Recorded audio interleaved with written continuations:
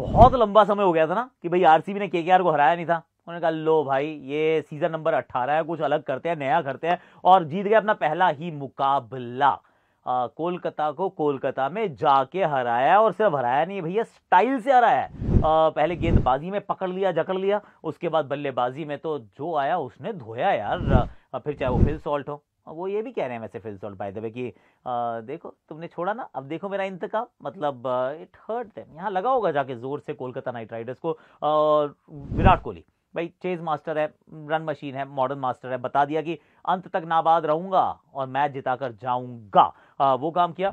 Rajat Patidar incredible एक stat है जो मैं आपके साथ बाद में करने वाला हूं share, but it is been a phenomenal start to the season for the RCB. और मुझे तो लग रहा था बोनस पॉइंट अगर होता तो इनको बोनस पॉइंट भी मिल जाता यार, मतलब कमाल ही हो जाती, 3 पॉइंट से चलते आगे की तरफ। So that was that. There is of course आज तो 2-2 मैच है ना भाई, रोचक होगा। रविवार पहले हैदराबाद के साथ होंगे राजस्थान वाले, फिर शाम को मुंबई के साथ होंगे चेन्नई वाले। एंड यू नो व्हाट, सब कुछ करने वाला हूं मैं। पहले मैं आपको दिखाने वाला हूं ऑन हैशटैग आकाशवाणी 2 प्रीव्यूज करूंगा, और उसके बाद जाना मत कहीं पे, क्योंकि आरसीबी के पूरे मैच की बात होगी उसके बाद। And I have got an incredible stat about Sunil Narine and Rajat Patidar. तो देखते रहो भैया हैशटैग आकाशवाणी।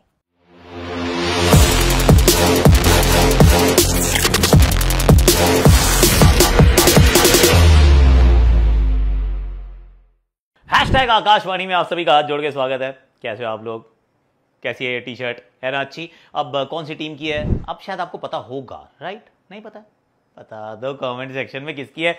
2-2 मुकाबले आज उसकी कर लेते हैं बात, जिसमें दूसरे मुकाबले की करेंगे पहले बात, दैट्स चेन्नई वर्सेस मुंबई। अब चेन्नई मुंबई जब राइवलरी के रूप में देखते हैं, I mean this is the El Clasico, ये सबसे बड़ी राइवलरी है क्योंकि दोनों टीम्स 5-5 बार ट्रॉफी उठा चुकी हैं, 2-2 बार चैंपियंस लीग जीत चुकी हैं। आई मीन मतलब प्रॉपर हैवी वेट एनकाउंटर जो है वो शुरुआत में आज शाम को हमें चेपॉक स्टेडियम में मिल जाएगा। और चेपॉक की भी एक और कहानी है, पिच बड़ी अच्छी रहती है, ये किला इन्होंने बनाया, पर इस किले को अगर कोई भेद पाया है ढंग से, so that's been Mumbai over the years. तो वो, और पंजाब किंग्स एक्चुअली, तो वो एक समस्या का स्रोत रहा है in terms of Chennai.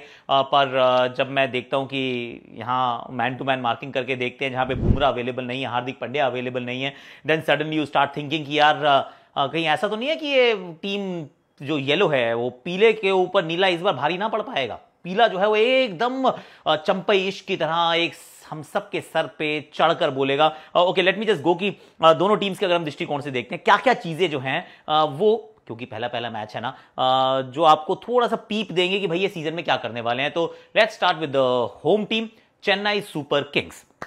CSK की जो बड़ी एक बात मैं जो देखने के लिए बहुत उत्सुक हूं वो ये, क्या डेवन कॉनवे और सचिन रविंद्र दोनों साथ में खेलेंगे?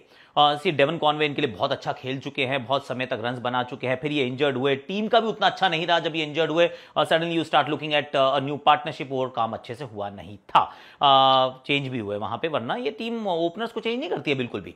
तो अब क्योंकि वो अवेलेबल है, क्योंकि वो फिट है, तो क्या वो ओपन करेंगे? और सचिन रविंद्र क्या 3 नंबर पर खेलेंगे? क्योंकि ये कर सकते हैं, इनके पास वो वाला ऑप्शन अवेलेबल है कि हम ऐसा करते हैं, ऋतुराज के साथ हम डेवन कॉनवे को ओपन करा दें, 3 पे हम सचिन को लाते हैं, 4 पे हमारे पास 3-4 विकल्प है, जिसमें राहुल त्रिपाठी भी है, दीपक हुडा भी है, विजय शंकर भी है, इन 3 में से किसी एक को रख लेते हैं, और 5 पे अपन ले आएंगे शिवम दुबे को। क्या इस वाली रणनीति के साथ उतरना चाहते हैं? क्योंकि इससे थोड़ा आइडिया होगा कि ये फ्यूचर में क्या सोच रहे हैं। क्योंकि चेन्नई की एक और बात है, जो 11 पहले मैच में खिलाते हैं ना, generally they do not change that 11 unless कुछ बहुत बड़ा कुछ गलत काम हो जाए या भाई बहुत ही परिस्थितियां बदल जाए, कोई इंजर्ड हो जाए, वैसे चेंज नहीं करते वो, तो आउट ऑफ फॉर्म प्लेयरों को चेंज नहीं करते हैं यार। तो ये वाले मैच में बहुत उत्सुक हूं देखने के लिए कि क्या सचिन और कॉनवे साथ में खेलेंगे। दूसरी बात जो मैं बहुत उत्सुक हूं देखने के लिए, these are like 3 things that I am thinking, कि क्या 3 स्पिनर्स के साथ उतरेगा चेन्नई सुपर किंग्स? पिच कैसी होगी वी शैल फाइंड आउट। शाम का मैच है, ड्यू थोड़ा जहन में रहेगी, पर रविचंद्रन अश्विन, रविंद्र जाडेजा और नूर अहमद, इनके पास 3 स्पिनर्स हैं, क्या ये इनके साथ जाना चाहेंगे? बहुत सबसे महंगी स्पिन डिपार्टमेंट इन्हीं की है, तो क्या ये तीनों को साथ खिलाएंगे या फिर अश्विन और जड्डू को रखेंगे और नूर को रखेंगे रिजर्व में कि भैया बाद में कर लेंगे इस्तेमाल? एक और चीज जो देखने योग्य होगी, तीसरी बात जो मैं सोच रहा हूं कि वो देखने योग्य रहेगी वो ये कि जेमी ओवरटन और नेथन एलिस और सैम करन, इन 3 में से किसी एक को खिलाना होगा। किसको खिलाएंगे? वंस अगेन ये जानने का मैं प्रयास कर रहा हूं कि ये टीम करना क्या चाहती है, इनका प्लान किस प्रकार का है। सैम करन के पक्ष में जाने के थोड़े से ज्यादा चांसेस है क्योंकि बैटिंग के अंदर गहराई देते हैं वो, और पथिराना और खलील से वो डेथ ओवर भी निपटाए जा सकते हैं। तो मैं बहुत उत्सुक हूं देखने के लिए कि ये तीसरी चीज कि क्या मन है इनका, सैम करन, ओवरटन या फिर नेथन एलिस, तीन में से कोई एक खेलेगा, वो कौन होगा? This is what will tell us, मतलब आज शाम को पता चल जाएगा। ये मेरे लिए सबसे बड़ी बात है। मुंबई की कौन सी वो जो तीन चीजें हैं जिनके ऊपर हम फोकस करेंगे, क्योंकि वंस अगेन इनका थोड़ा अलग है। इनका अलग इसलिए, एक तो ये पहला मैच जीतते नहीं है, ये तो हमेशा से ही मतलब चला ही आ रहा है, रघुकुल रीत सदा चली आई। मुंबई इंडियंस पहला मैच हार जाए होता है, फिर ट्रॉफी उठाते हैं भाई। तो कहानी यह है कि, और ये तो कई बार तो कहते हैं ये तो ओमन, गुड ओमन है, पहला मैच हारो तो ट्रॉफी उठाने के चांसेस हैं, और ये ऑड ईयर भी है 25। Interesting my friend. पर इनके लिए क्योंकि बुमराह नहीं है, तो ये देखना होगा कि किस तरीके से ये फास्ट बॉलिंग का मेकअप करते हैं, और फास्ट बॉलिंग के मेकअप में इनके पास ओवरसीज गेंदबाजों को खिलाने का मौका है।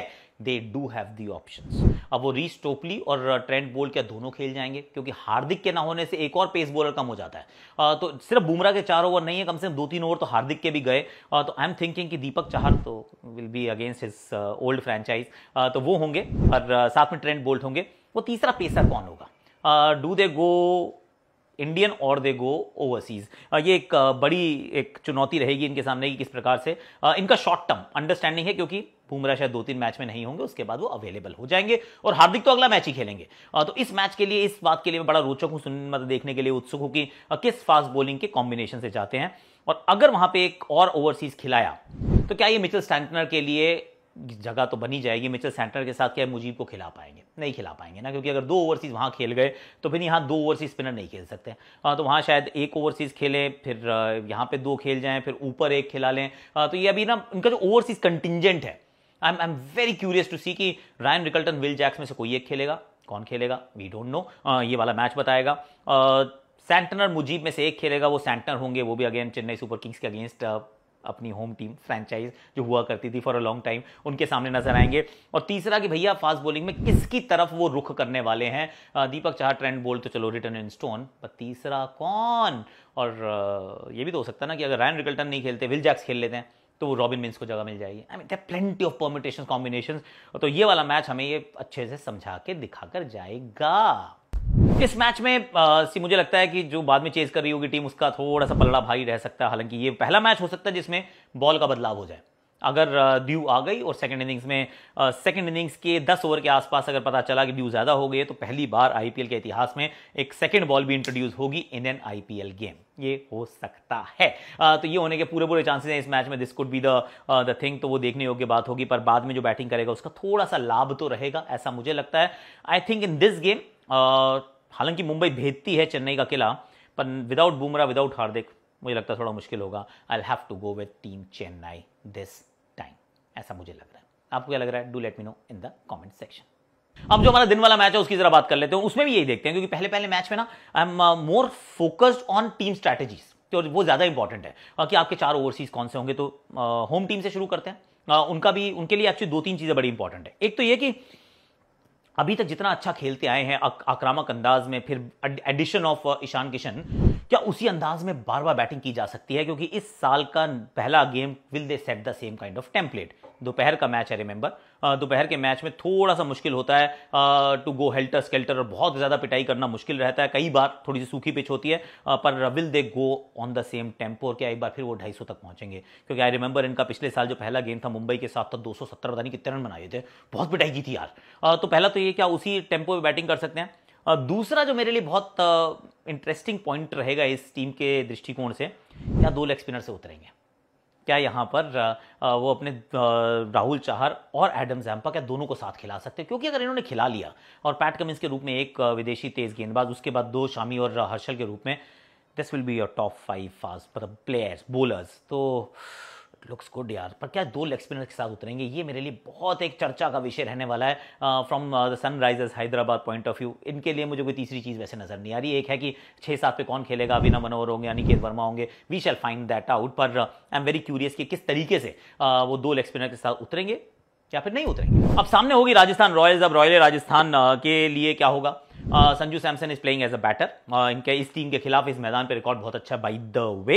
Riyan Parag is the captain. तो कैसी करेंगे कप्तानी, ये एक चर्चा का विषय रहेगा, क्योंकि 3 मैच में ये कप्तान है, ये सिर्फ पहले मैच नहीं, ये 3 मैच में कप्तान। So Riyan Parag as an IPL captain, I think that is one thing जो बहुत क्यूरियसली मैं देखने के लिए उत्सुक रहूंगा।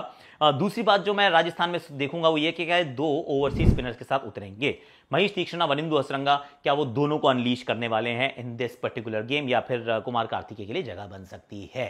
तो ये एक और बहुत इंटरेस्टिंग एक्चुअली आउटकम हो सकता है कि विल टेल अस कि भाई फ्यूचर में टीम क्या करने वाली है। तीसरी बात जो मैं सोच रहा हूं, सी बैटिंग ऑर्डर तो ठीक है, सारा इंडियन है, शेमिन हेटमायर होंगे, पर फास्ट बॉलिंग डिपार्टमेंट में जोफ्रा आर्चर तो खेलेंगे, अगर वो एक स्पिनर खिलाते हैं तो हो सकता है दूसरा फास्ट बॉलर भी खेल जाए। तो फजल हक फारूकी पहले हैदराबाद से खेला करते थे, वनिंदु हसरंगा भी इस टीम का हिस्सा हुआ करते थे, तो ऐसा लग रहा है कि ये भी थोड़ी घर वापसी जैसी हो रही है अगेंस्ट देयर प्रीवियस फ्रेंचाइज। तो क्या फजल हक फारूकी को जगह मिल सकती है अलॉन्ग विद जोफ्रा आर्चर, फिर तुषार देशपांडे और संदीप शर्मा में आप किसी एक को खिला के आप आगे चल सकते हैं। देन स्पिन डिपार्टमेंट में यूल नीड कुमार कार्तिकेय, अगर वो ऐसा नहीं होता है तो 2 ओवरसीज स्पिनर्स और फिर एक overseas fast bowler Jofra Archer and then the 2 Indian fast bowlers. किस तरीके के मेकअप के साथ जाएंगे ये मैं देखने के लिए बहुत उत्सुक रहूंगा। इस मैच में पलड़ा किस टीम का भारी है? I do feel Sunrisers Hyderabad यार, इस मैच में हैदराबाद का पलड़ा भारी है, तो I am going to pick the team that looks better on paper. तो मुझे लगता है कि हैदराबाद ये मुकाबला जीत सकती है। आपको क्या लगता है? Do let me know in the comment section, बता देना। और वैसे इदाफा न्यूज़ की फैंटेसी खेल ली आपने? नहीं खेली? ले यार, क्योंकि आज से खेलना शुरू करोगे ना, नहीं एक्चुअली कल करना चाहिए था आपको शुरू, और अगर अभी भी कर दोगे तो at least you'll have a better chance of winning fantastic prizes. बड़े अच्छे अच्छे प्राइजेस हैं, जिसमें फोन्स हैं, बहुत अच्छे फोन्स हैं, तो please do check that out. और ये जर्सी किसकी है ये जरूर बता देना कमेंट सेक्शन में, किसकी है, कौन से स्पोर्ट की है, कौन सी लीग में है, इसके 3 प्लेयर कौन से हैं। This is the jersey give away contest my friend, तो please let me know in the comment section. हाँ जी, तो ये दोनों प्रीव्यूज आपने देख लिए। सीट क्या है कि मैं थोड़ा टाइम मैनेजमेंट करता हूँ कि प्रीव्यू जो है मैंने पहले रिकॉर्ड कर लिया, वो घर पे रिकॉर्ड कर लिए थे, ताकि मैच के बाद यार फिर बहुत लंबा हो जाता है, क्योंकि यहाँ पोस्ट मैच होता है, फिर मैच पॉइंट होता है, फिर कुछ और पॉइंट होता है, फिर ऑन पॉइंट होता है, सब कुछ होता है ना, तो मैं थक जाता है। तो इसलिए मैंने कहा कि भैया ये सिर्फ रिव्यू करते हैं, प्रीव्यू पहले कर लो। I mean you will get used to it, थोड़ा चेंज ऑफ क्लोथ्स है, बट दैट्स ओके।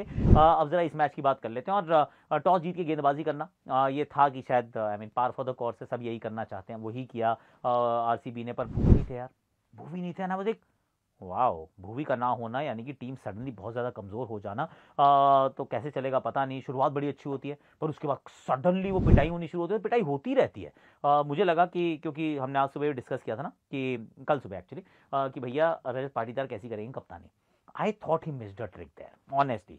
2-3 ओवर अच्छे हो गए, चौथा ओवर वो रसिक सलाम को लेके आते हैं, मैं सोचा था यश दयाल एक और ओवर, 5वां वो कृणाल पांड्या से ले आते हैं, आई am thinking don't do that, क्या कर रहा है मेरे भाई। और उसमें अजिंक्य रहाणे पिटाई करनी शुरू करते हैं, और पिटाई करते ही जाते, 10 में 100 हो जाते हैं यार।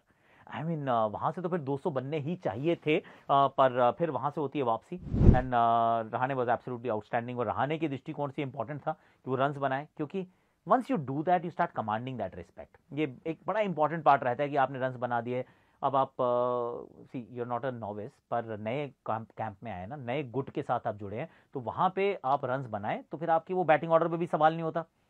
हमने तो उठाया था ना कि भैया बैटिंग ऑर्डर क्या होगा, कॉन्फ्लिक्ट है, कहाँ बैटिंग करें नहीं करें। यहाँ तो चलो जल्दी आउट हो गए और पावर प्ले में बैटिंग आ गई, तो is looking like he is going to bat at 3, पर इंपॉर्टेंट ये 3 पे बैटिंग करते हुए रन्स बनाना। तो वो वहाँ पे एक थम्स अप था रजत पाटीदार का, शुरुआत के पहले 10 ओवर की कप्तानी में थम्स डाउन था, बट देन फिर चीज़ें बदलती हैं, और वहाँ पे लगा कि शायद ये मैच किसी और तरफ जाएगा। क्यों? क्योंकि कृणाल पांड्या 3 विकेट लेते हैं यार।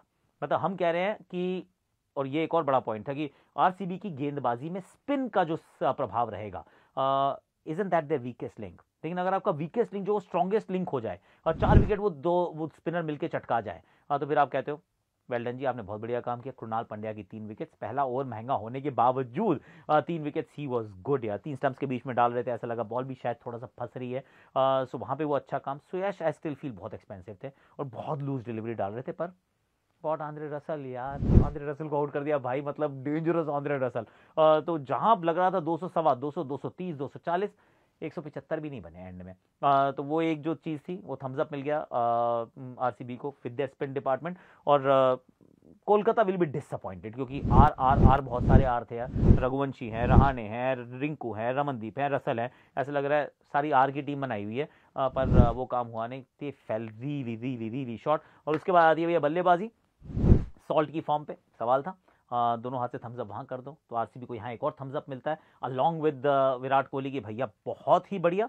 सॉल्ट तो मतलब सॉल्ट का सॉल्ट 2 बॉलें सॉल्ट लेक से मंगवाई उन्होंने, बहुत दूर चली गई थी और कई बार तो वो दिल भी ऐसा लग रहा था यार क्यों जाने दिया भाई, इसी को रोक लेते किसी तरीके से, पर नहीं रोक पाए और one teams loss another teams I mean happiness, तो यही हुआ है। तो वहाँ पे उन्होंने रन्स बनाए, बहुत अच्छा खेले जब तक खेले एंड देयर आई फेल्ट जो मैंने रजत पाटीदार के लिए कहा ना वो रहाणे के लिए लगा यार, सुनील नारायण को ला क्यों नहीं रहे हो, किसका इंतजार कर रहे हो भाई, वो मारे जा रहे मारे जा रहे मारे जा रहे, अब लेके नहीं आ रहे हो। तो ही गॉट वेरी लेट, मतलब उनको लाने में बहुत देर उन्होंने कर दी। So Rahane missed a trick there, तो थोड़ा thumbs down for KKR, thumbs up for RCB and then मैं ये भी देखना चाह रहा था कि डीडीपी कहाँ खेलेंगे, डीडीपी इज बैटिंग एट 3, नहीं रन बने कोई बात नहीं, पर Rajat Patidar looked beautiful and this is the stat.